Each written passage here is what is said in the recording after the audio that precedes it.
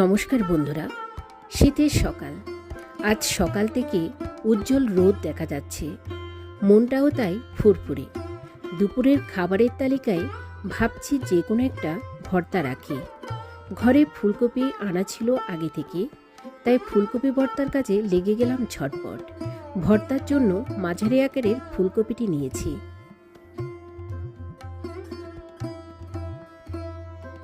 মাঝারি আকারের 4টি পেঁয়াজ, 4-5টি কাঁচামরিচ, অল্প ধনেপাতা, 2টি মাঝারি আকারের টমেটো কেটে নিচ্ছি।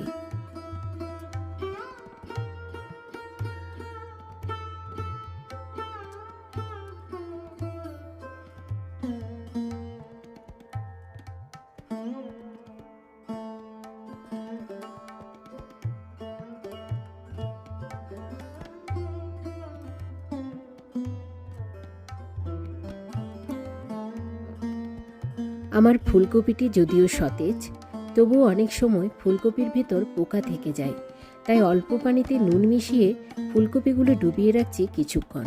এতে পোকা থাকলে বের হয়ে যাবে।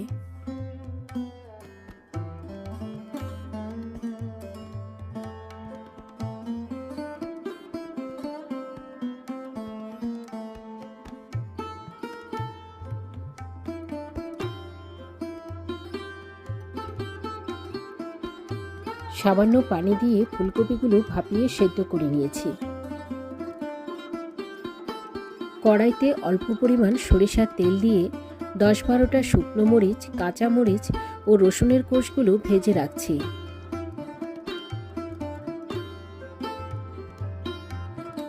অবশিষ্ট তেলের মধ্যে পেঁয়াজ কুচিগুলো ভেজে নিয়ে নিচ্ছি। দিয়ে দিচ্ছি আধা চামচের মতো কালো জিরে। কালো জিরে দিলে ভর্তা থেকে একটা ভালো সুগন্ধ বের হয়। এইবার টমেটোগুলো ভেজে নিচ্ছি। পরিমাণ মতো নুন দিয়ে একে একে সব ভাজা উপকরণগুলো ফুলকপির সাথে এবার মেখে নেব।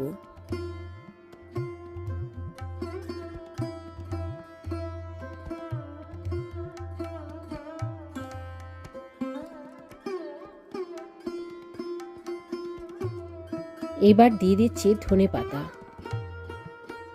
আমার ভর্তা প্রায় প্রস্তুত। উপরে সামান্য লেবুর রস ছড়িয়ে দিচ্ছি।